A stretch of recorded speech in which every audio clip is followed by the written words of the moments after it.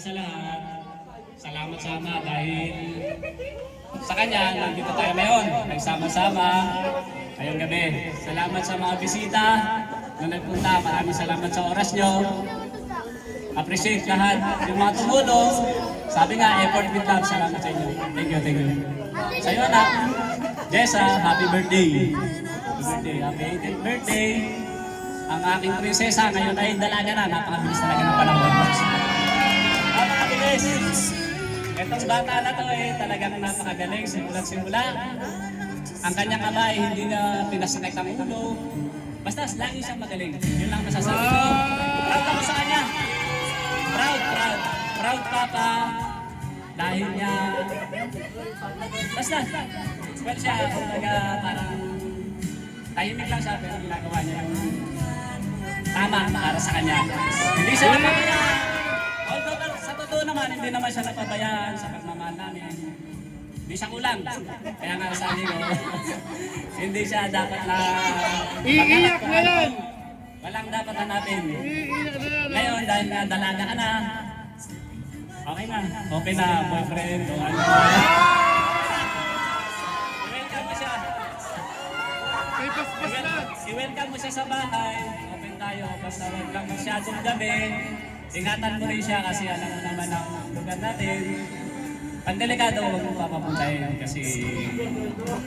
Di ba? Alam mo yun, wala naman lagi ito si Mama sa trabaho, hindi natin mapoproteksionan. Basta ako, ang bang ko sa'yo, trabaho ko sa'yo, mag-provide para sa'yo, proteksyonan ka at mahalin ka bilang anak ko. Yan lang. Ngayon, feeling ko na para sa future mo, sana mag-aral ka mabuti para makatapos ka. Tapos ka at matupad mo mga pangarap mo. Ngayon kung natupad mo na ang pangarap mo, sana huwag mo rin kalilimutan ng kapatid mo.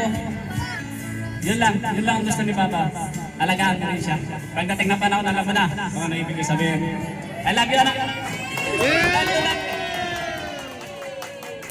Thank you sa, unang-una thank you kay God kasi na-celebrate namin ang event nito ng okay. And then sa mga guests, thank you. Yung sa mga relatives ni Jesus na galing pa ng Quezon City, thank you sa pagpunta, sa effort nyo po, thank you. Sa lahat ng mga ka-classmates, relatives namin, mamaya na doon sa dulo, thank you. Thank you po sa inyo.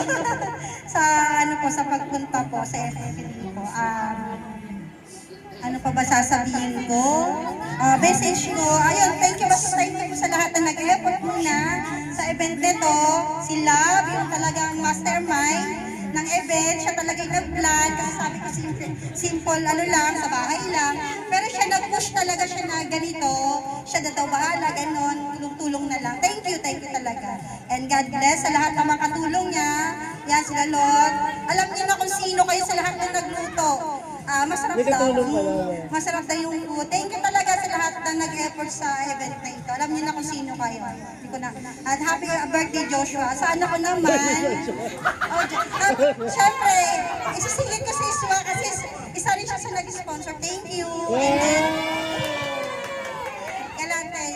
Sa anak ko naman, unang-una sasabihin ko, thank you kasi nag-aaral ka talagang mahigit, consistent siya sa pagiging honors. Talaga mula nung high school hanggang ngayong senior high, talagang with a high honor nga siya ngayong third quarter. Thank you sa pag-aaral ng mabuti. Siguro kung may love life, pwedeng wag serious muna. Tapos muna ng pag-aaral sa college, then pwede na. At saka, ano ko lang sa'yo, maging mabuti kang, mabait naman talaga ang batang to, hindi gumagala or anything. Ano lang siya, magkaroon lang siya ng fear kay God para in the future, magabayan siya ni Lord sa lahat ng ways, sa lahat ng gusto niyang gawin sa buhay niya. Yun. Maging center yung God sa buhay niya.